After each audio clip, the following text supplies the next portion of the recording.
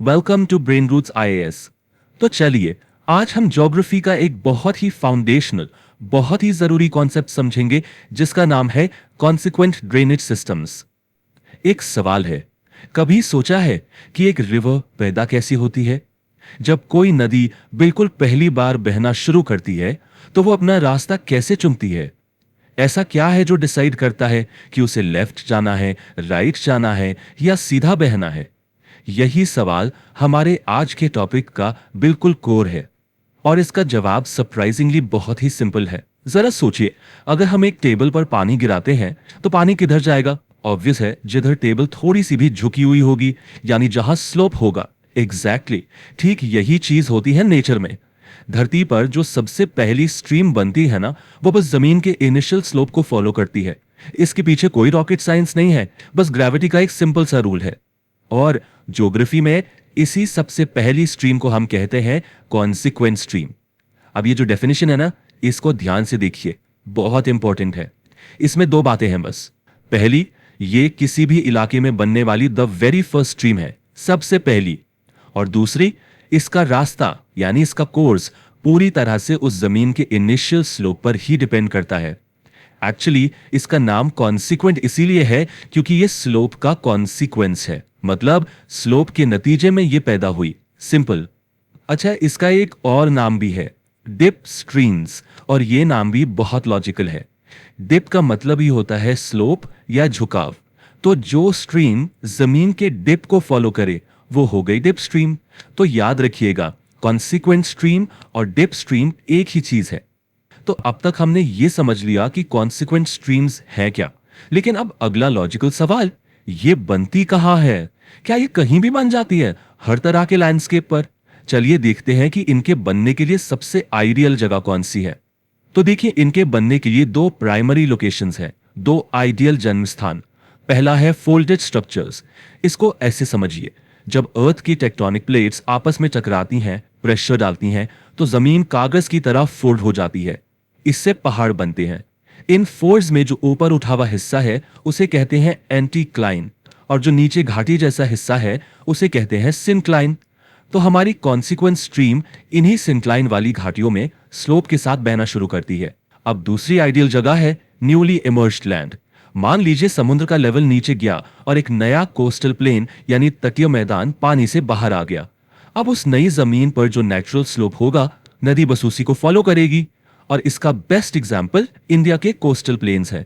यही same logic Doms और volcanic cons पर भी अप्लाई होता है। तो अब हमें यह पता चल गया है कि ये कहां बनती हैं। तो अब चलिए इसके सिस्टम के, इसके परिवार के दूसरे सदस्यों से भी मिल लेते हैं। हाँ, कॉन्सिक्वेंट स्ट्रीम्स के भी अपने टाइप्स होते हैं और इनको समझना जरूरी है अगर हमें पूरा ड्रेनेज सिस्टम आसानी से समझना है। तो यहां दो मेन टाइप्स हैं, लॉन्गिट्यूडनल और लैटरल। जो लॉन्गिट्यूडनल कॉन्सिक्वेंट है वो मेन स्ट्रीम है, मास्टर स्ट्रीम। ये जैसा हमने डिस्कस किया था, घाटी यानी सिंक्लाइन के आकार के साथ साथ उसके एक्सिस पर बहती है। और दूसरी तरफ है लैटरल कॉन्सिक्वेंट स्ट्रीम्स। ये छोटी छोटी सहायक नदियां यानी ट्रिब्यूटरी स्ट्रीम्स हैं। ये आसपास के ऊंचे इलाकों से यानी एंटीक्लाइंस के साइड से नीचे घाटी की तरफ बहती हैं मेन स्ट्रीम से मिलने के लिए। तो ये पूरा सिस्टम काम कैसे करता है? बहुत ही लॉजिकल है। देखिए, जो लैटरल स्ट्रीम्स हैं वो ऊंचे एंटीक्लाइंस के किनारों से नीचे उतरती हैं। फिर स्टेप 2, वो नीचे घाटी में बह रही हमारी मेन यानी लॉन्जिट्यूडनल स्ट्रीम से आकर मिल जाती हैं। और स्टेप 3 जो कि बहुत ही इंटरेस्टिंग है, ये मिलन, ये जंक्शन आमतौर पर एक राइट एंगल पर होता है, एक समकोण पर।